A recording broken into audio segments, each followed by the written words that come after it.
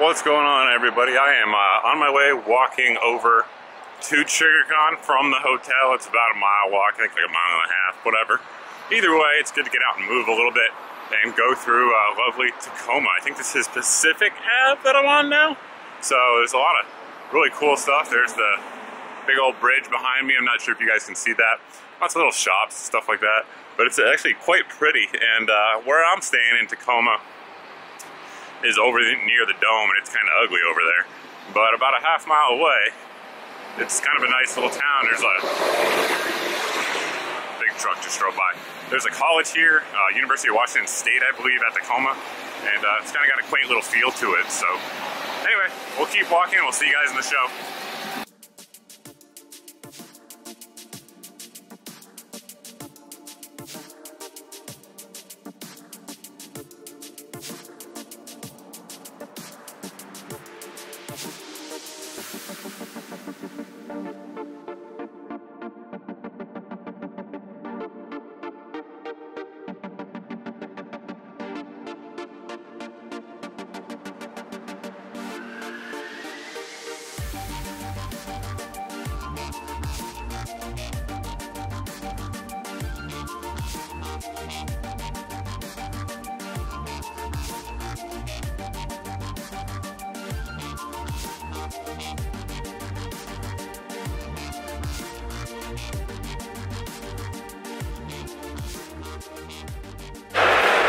Got inside the show, and it's definitely infinitely busier than it was yesterday, but it's still early here, and I think the crowds are still going to grow because it's sort of just open now. But making our way through, making our rounds, and seeing what else is new here today, because not everything was set up yesterday.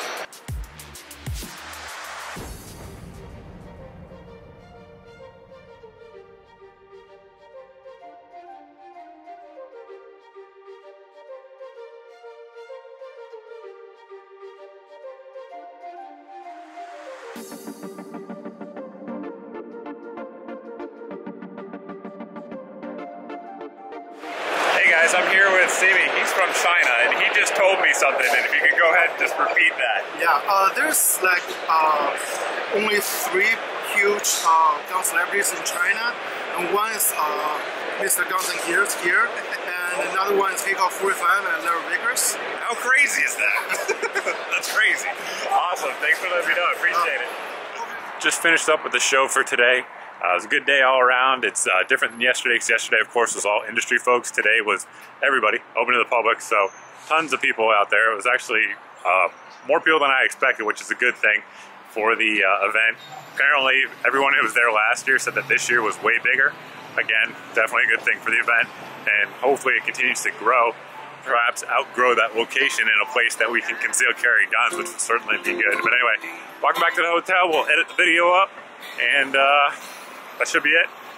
I'm debating right now. There's a Jack in the Box on the way, and like we don't have Jack in the Box where I am, like they exist in the state, but the closest one is like 2 hours away, and they have delicious milkshakes. It's calling my name. We'll see. I mean, really, who am I kidding? There's no way to resist the delicious shake. It's happening. We all have our weaknesses. Mine is an Oreo shake from Jack in the Box, and I don't get to get them all the time, so had to take the opportunity here and seize it.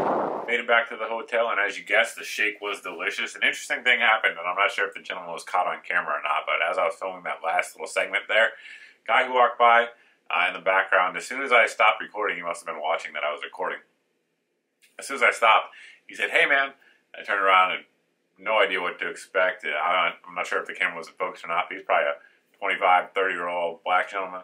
Kind of looks like a skater type of guy. He said, "Hey man, what type of bag is that?" And I told him, you know, it was the Kanai Pro Gear bag or whatever. And he was like, "Oh, I have a Black, or not a Black Hawk, a 511 72-hour bag. I like it, but it's too heavy. How's that one?" So I just opened up the bag. We all started talking about the bag for like 15 minutes before I got back to the hotel. So it's kind of an unexpected interruption there on the way back, but kind of interesting because you'd never think that that gentleman would be into like tactical gear or whatever, or, you know, bags. Like I said, he looked like a skater guy, so you never know is the point of the story. But anyway, yeah, so back in the hotel, we got one more day of Triggrcon. Tomorrow I'll be there in the morning, and after that we're going to head over to Aero Precision. I'm going to try to get some video over there. Not sure what I'll be able to video, because for those that don't know, Aero Precision is one of the few AR companies in America that actually manufactures stuff. So they actually manufacture the components that go into tons of different AR-15s at the facility here in Tacoma. So there are all kinds of government regulations and ITAR and stuff like that for companies that do manufacture those types of items. So not sure what they're going to let me record, but I will record whatever I can. So yep, we'll be there tomorrow afternoon. You guys will see something over on the main channel from that. And that's the plan. And after that, we're going to head out. So I'll be back in North Carolina after that, tomorrow night. So that is the plan. As I'm looking in the viewfinder, I can kind of see off to my side a couple things that you guys may be interested in. Number one, I get asked all the time what my camera is, what camera I'm using. And for those that are interested, it's the AX100. It's not a cheap camera, but this is my main camera for the majority of shooting I do. Obviously, I'm filming this on a different camera, which is a vlog camera. This one's great. The only reason I don't use this for vlogs is obviously it's too big. And the stabilization feature is not as good as the one you guys are watching on right now. So if you're walking and stuff like that, it's not quite as good. But this one is a good camera, shoots 4K. Again, it's just not exactly cheap. And then I'm sure you guys all want to know too, what am I carrying out here? So I brought out a Smith & Wesson J-frame. This is the 442, I believe. It's got some Hogue Piranha grips. I love the Piranha grips because they make your hands stick to it, which I really do like.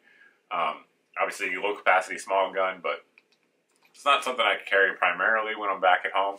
But, you know, out in a place like this, when you don't know what you're going to wear, where you're going to be, and you just want something really concealable, J-frames are always a good option. They're reliable. And inside there, we have the Spear Gold Dot. So that's the load that's loaded up there in that revolver. So I know people will ask, so that is it. So anyway, we're going to sign the vlog off, and we'll be back up on social media tomorrow morning.